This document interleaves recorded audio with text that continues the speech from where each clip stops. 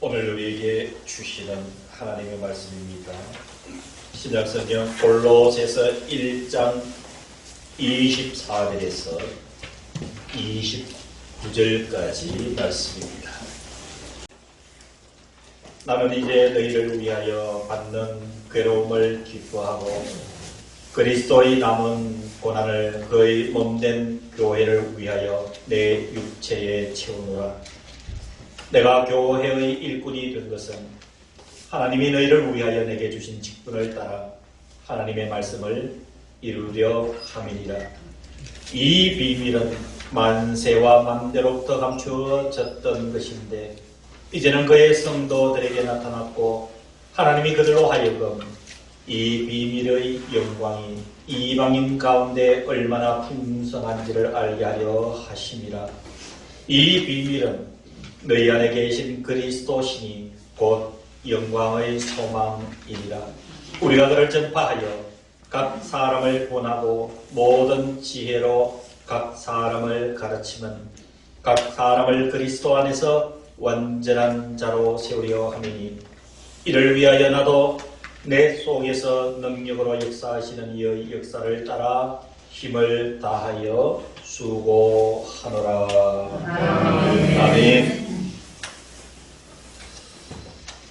우리 여기에서 창원 시내를 나가는 방법은 여러 가지가 있습니다만 이 교회에서 화칠리를 통해서 시내로 나가다 보면은 세 번의 우리 대산교회 현판을 만나게 됩니다.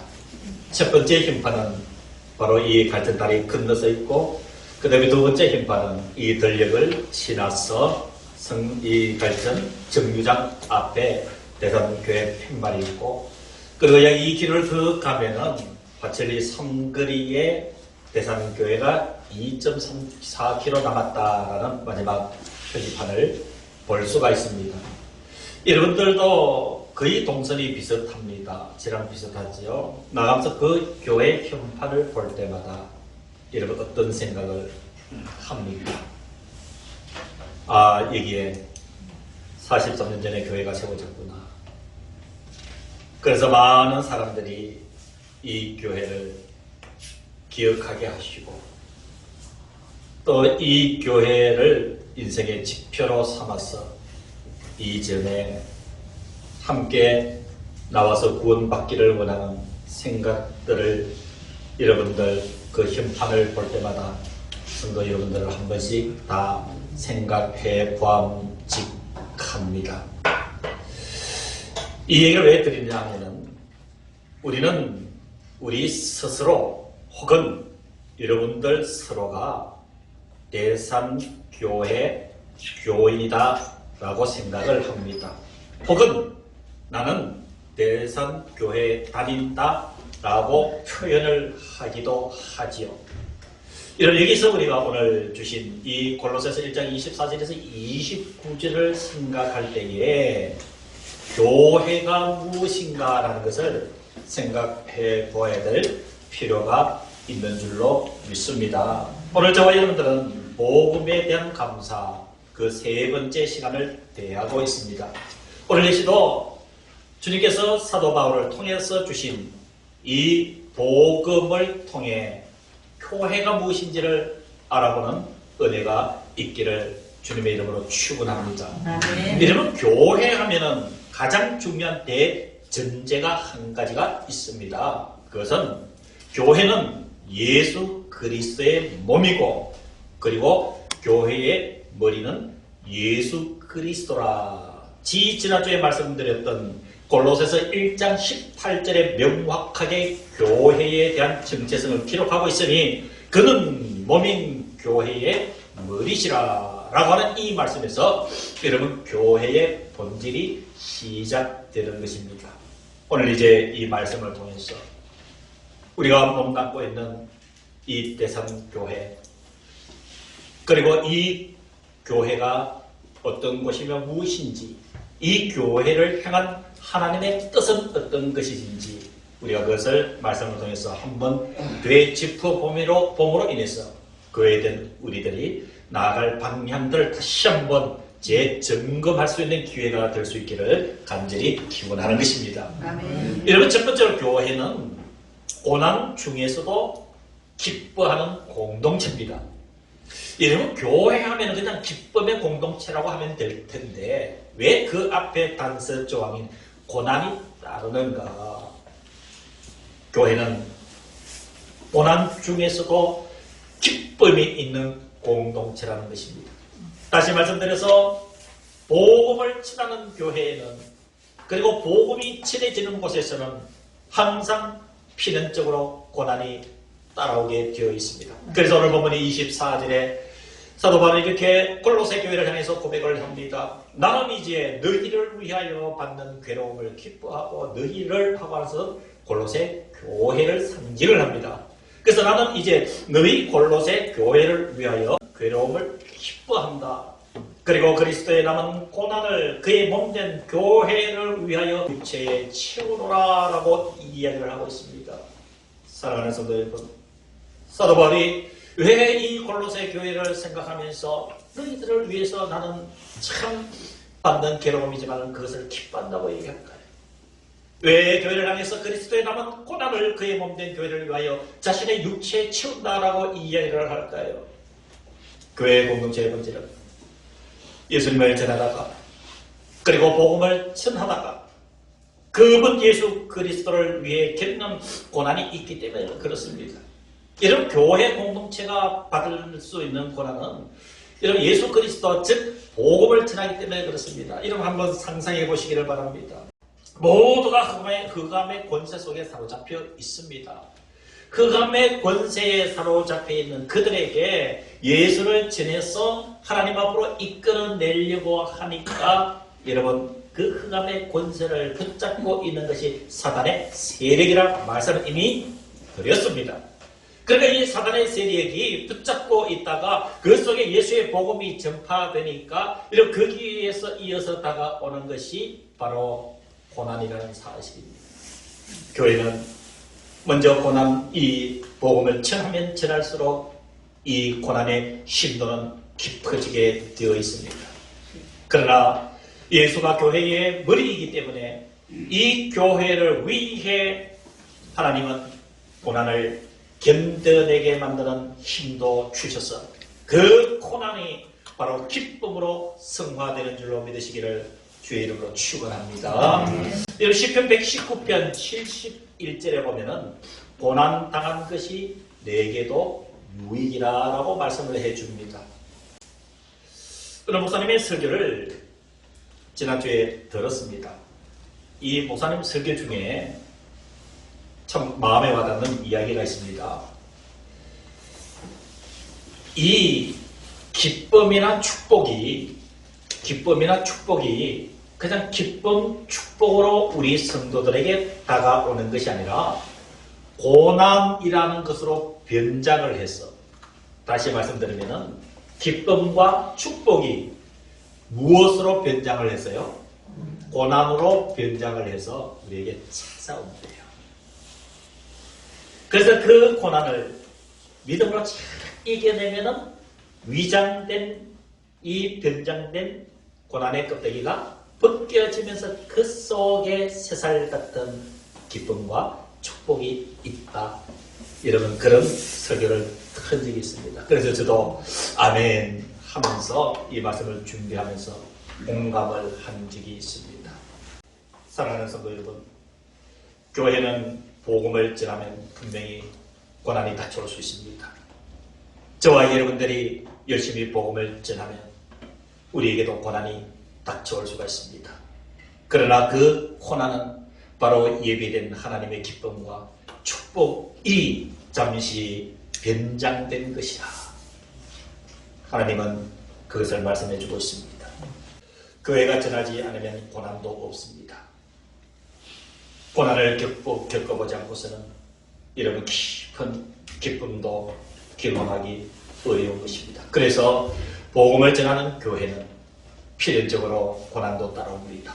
그러나 기쁨으로 이어진다는 사실을 우리는 오늘 24절을 통해서 깨달아야 되는 줄로 믿습니다. 이런 두 번째는 25절에 보면은 건강한 교회를 만들기 위해서 주님께서 세워주신 것이 여러분 직분입니다. 교회가 건강해야 되는데 이 건강한 교회를 만들기 위해서 주님은 직분을 주셔서 바로 그 직분자들을 일꾼으로 삼으셨습니다. 여러분 25절 같이 한번 보겠습니다. 25절 보십시오. 내가 교회의 일꾼 된 것은 하나님이 너희를 위하여 내게 주신 직분을 따라 하나님의 말씀을 이루려 함이니라. 여러분 이 사실은 교회의 본질의 두 번째 매우 중요한 이야기가 되는 것입니다. 여러분 사랑하는 성도 여러분, 교회는 건강해야 됩니다. 대산교회는 더더욱 건강해야 됩니다. 이 건강한 교회를 만들기 위해서는 주님께서 저와 여러분들에게 각기 다른 직분들을 주셨습니다. 이러한 직분, 저러한 직분을 주셔서 바로 일꾼을 만드셨다는 사실입니다. 일꾼. 하나님이 직분을 주셔서 일꾼을 만들었다. 여러분 일꾼 할 때 꾼이라는 단어가 여러분 무엇인지 아시죠? 꾼. 꾼이라는 단어는 어떤 일을 잘하는 사람입니까? 못하는 사람입니까? 잘하는 사람? 여러분들에게 질문할게요. 노름 잘하는 사람을 누구라고 얘기합니까? 네? 노름? 꾼. 노름? 꾼. 술 하면은 끝내주게 잘 먹는 사람을 누구라고 합니까? 술? 꾼이라고 얘기합니다. 사랑을 잘하는 사람, 누구나 만나면 사랑하는 사람을 누구라고 얘기합니까? 잘 못 들으셨죠? 제가 한글 사전 찾아보니까 사랑의 가장 사랑을 잘하는 사람을 사랑꾼이래요. 여러분 짐을 잘 옮기면서 등에다가 지게를 지고 있는 사람을 누구라고 얘기합니까? 지게꾼? 꾼해요. 자 그러면은 꾼 하면은 잘하는 사람이에요? 못하는 사람이에요? 뭐든지 잘하는 사람이에요. 여러분 건강한 교회는 꾼이 많은데 여러분 지게꾼 그거 아니에요. 다른 꾼 아니에요. 일꾼이 많아야 되는 거예요. 일꾼. 무슨 일이든지 맡겨주시면 하나님께서 맡겨주신 일이 있다. 그래서 하나님께서 이 관계가 25절 관계가 여러분 성경을 보시기 바랍니다. 내가 교회의 일꾼이 된 것은 하나님이 너희를 위하여 내게 주신 무엇을 따라? 직분을 따라. 그러니까 하나님께서 직분을 주신 것은 무엇으로 삼았다는 얘기예요? 일꾼으로. 누구의 일꾼으로? 하나님의 일꾼으로. 여러분 직분은 여러 가지예요. 직분은 여러 가지예요. 목사만 이 직분이에요? 장로만 직분이에요? 직분이에요? 권사만 직분? 아니에요. 여러분 직분이라는 원의 뜻이 가지고 있는 가장 바탕이 되는 것은 그리스도인이에요. 예수 믿는 사람 모두가 하나님의 직분자인 줄로 믿습니다. 그 직분을 가지고 일에 대해서는 1등하는 일꾼이 될 수 있기를 주의 이름으로 축원합니다. 자 그러면은 예를 들어서 지게꾼을 세웠어요. 지게꾼을 세웠으면 어떤 기업이나 누가 이 주주가 되는 사람이 지게꾼을 세웠으면 지게꾼을 세운 목적이 있겠죠. 지게꾼을 왜 세웠을까요? 짐을 잘 나누라는 목적으로 지게꾼을 만드는 거예요. 이런 지게꾼을 만든 목적이 달리기 잘해라? 달리기 1등이라? 수영 잘해라? 아니에요. 짐을 잘 옮기는 전문가가 되어라. 거기에 여러분 바로 지게꾼을 세운 목적이 있습니다. 그러면 하나님께서 하나님의 일꾼으로 세우셨다면 여러분 하나님의 목적이 있을까요? 없을까요? 있어요. 하나님의 바람과 목적이 있습니다. 그것이 여러분 25절 다시 보시기를 바랍니다. 내가 교회의 일꾼 된 것은 하나님이 너희를 위하여 내게 주신 직분을 따라 무엇을 이루려 함이라. 하나님의 말씀을 이루려 함이니라. 사랑하는 성도 여러분, 우리 대산교회 직분자로서 하나님께서 일꾼을 삼아주신 저를 비롯하여서 우리 모든 성도들이 세우신 목적은 하나님의 말씀을 이루기 위한 목적인 줄로 믿습니다. 이 사실을 깊이 인식하면 마음이 설렐 수밖에 없습니다. 마음이 벅찰 수밖에 없습니다. 하나님이 나같이 부족한 것. 하나님이 나를 일꾼과 직분자로 세우셨어. 나의 뜻보다 하나님의 뜻, 하나님의 말씀을 나를 사용하여 이루시기를 원하신다니 생각하면 감격하지 않을 수가 없습니다. 세상에서 가장 가치 있는 일이 무엇일까요? 세상에서 가장 귀한 일이 무엇일까요? 하나님의 말씀이 이루어지는 그 현장인 줄로 믿습니다. 하나님의 그 충만하신 말씀이 이루어지는 그것이 여러분 이 세상에서 가치 있는 줄로 믿습니다.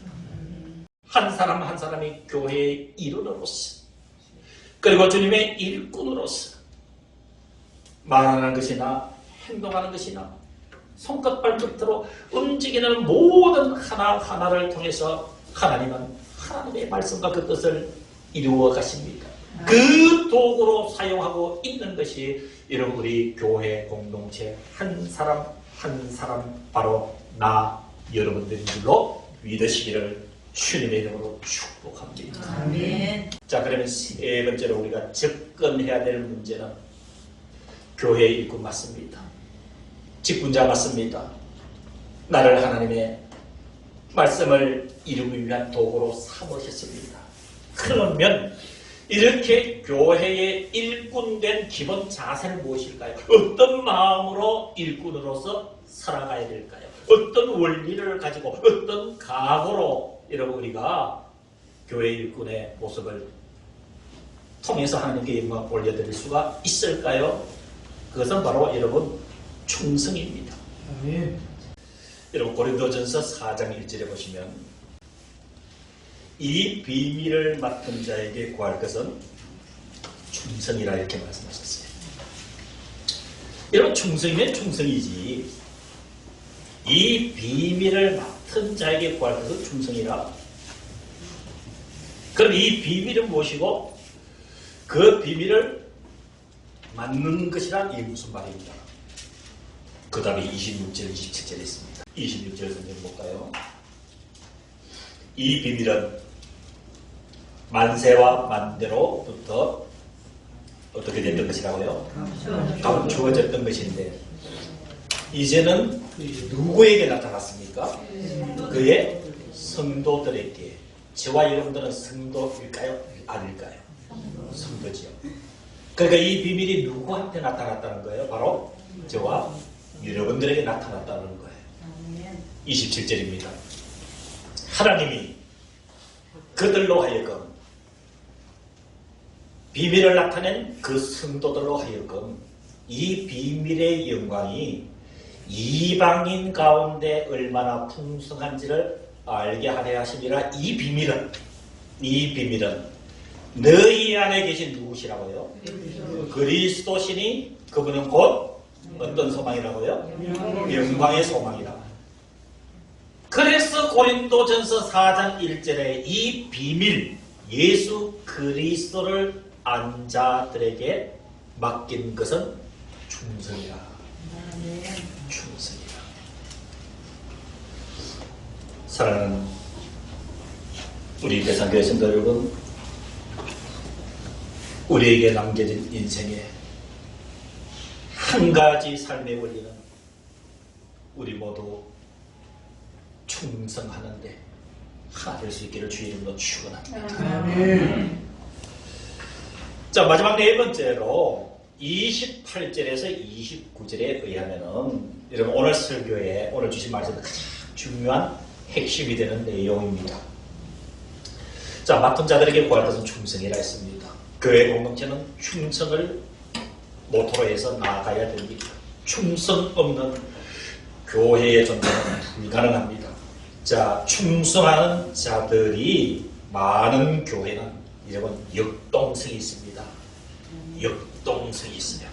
움직임이 눈에 보이는 거예요.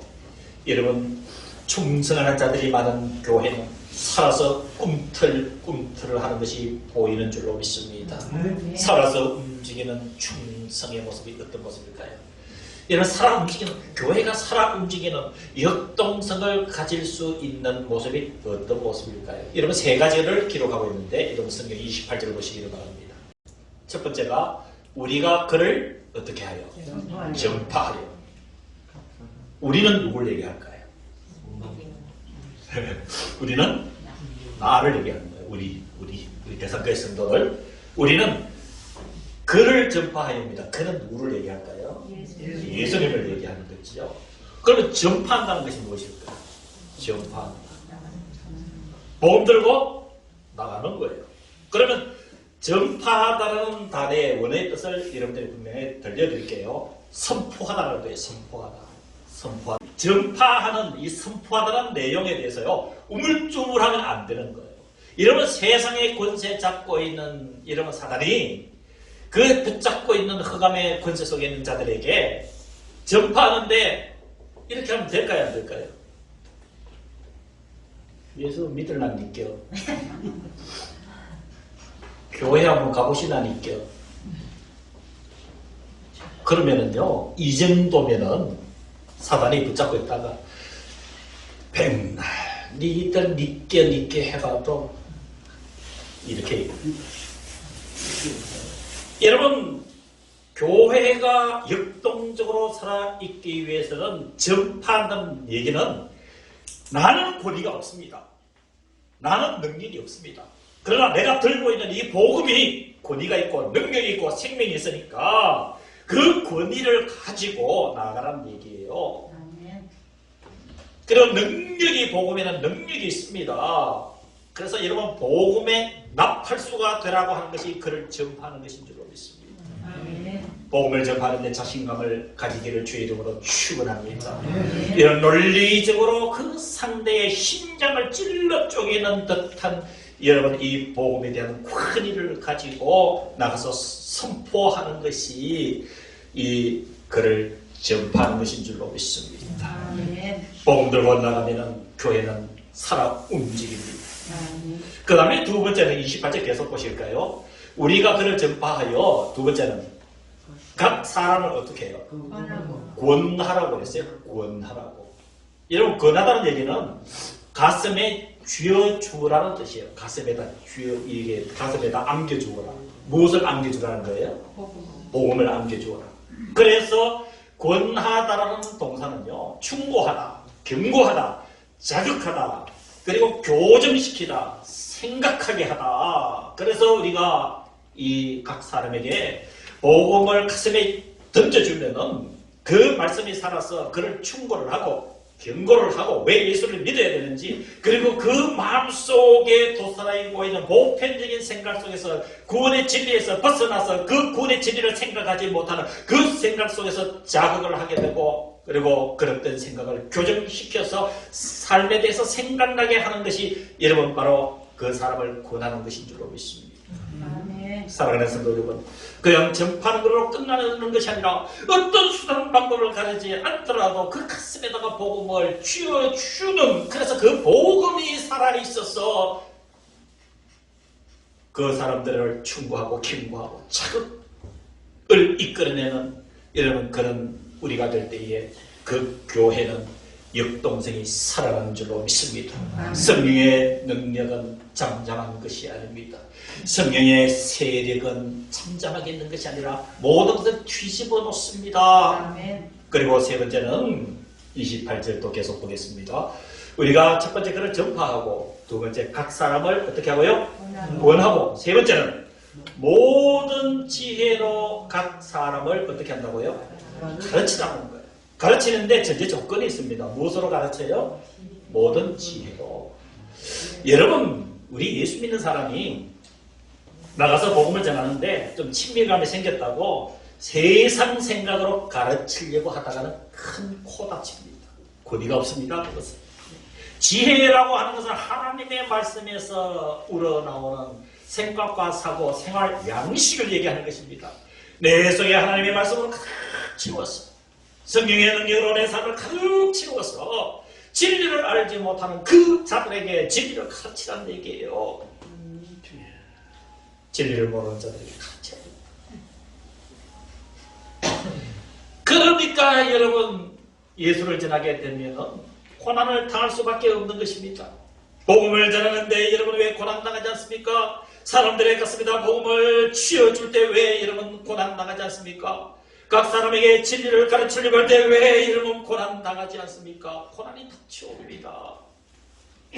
그러나 그런 고난이 닥쳐온다 할지라도 그 고난이 기쁨으로 변하게 되는 것은 바로 28절 뒷부분에 이러한 이유 때문에 그렇습니다. 28절 계속 보겠습니다. 자, 세 가지입니다. 전파하여 권하고 가르치면 각 사람을 이유가 있습니다. 왜 이렇게 해야 될까요?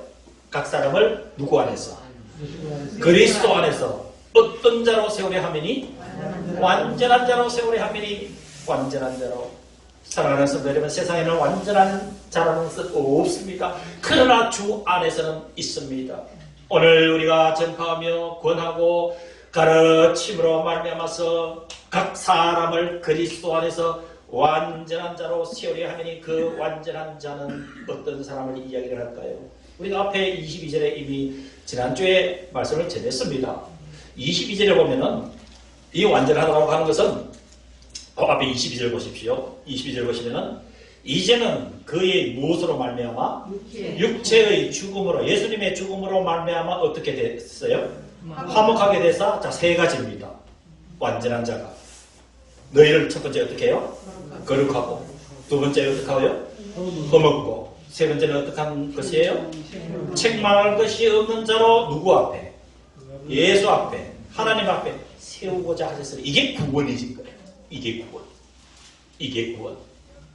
우리가 충성된 자들이 되어서 많은 사람들을 역동성을 가지고 복음을 전할 때에 하나님은 그 복음을 받은 사람들이 그리스도 안에서 완전한 자, 즉 거룩하고 흠없고 책망할 것이 없는 구원의 백성으로 세우고자 하셨다. 아멘. 이러면 거기에서 기쁨이 넘치는 줄로 믿습니다. 이제 말씀의 결론입니다. 29절입니다. 이 말씀을 상세하게 여러분들에게 전해드렸습니다. 그래서 이 일을 위하여 교회의 본질을 가지고 근거한 교회로 충성된 복음에 이 사역자들이 우리 모두가 되어서 나도 29절 보시기를 바랍니다. 나도 내 속에서 능력으로 역사하시는 이의 역사를 따라 힘을 다하여 어떻게 한다고요? 수고하라. 사랑하는 성도 여러분, 우리가 복음에 대한 감사는 이렇게 하나님께서 말씀해 주셨습니다. 결국은 이 복음에 대한 감사를 갚을 길은 그 복음을 전하는 것입니다. 근데 그것이 내 힘으로 되지 않습니다. 내 능력으로 어찌할 수 없는 영적 일이기 때문에 빌립보서 4장 13절의 말씀처럼 내게 능력 주시는 자 앞에서 내가 모든 것을 할 수 있느니라.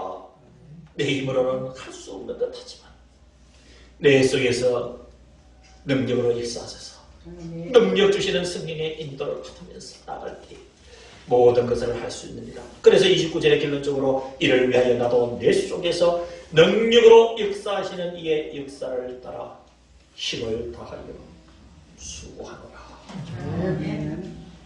대상교회 성도 여러분들이요, 복음을 손에 들고 힘을 다하여 오늘도 죽어가는 백성들을 향해서 이 수고를 통해서 바로 아버지의 말씀을 이루어드리는 소중한 교회 공동체 됨을 기뻐하시기를 주님의 이름으로 축복합니다. 기도하겠습니다. 지금은 우리 주 예수 그리스도의 은혜와 하나님 아버지의 크신 그 사랑하심과 성령 하나님의 교통하심의 역사가 예배를 드린 사랑하는 모든 성도들과 함께하지 못한 모든 성도들의 머리 위에 이들의 영혼과 이들의 생명과 이들의 가정 속에 주님의 이 교회 위에 고통과 어려움을 당하는 저 먼 나라 터키와 그리고 시리아 백성들 위해 이제부터 영원까지 함께하여 주시기를 간절히 축원하옵나이다.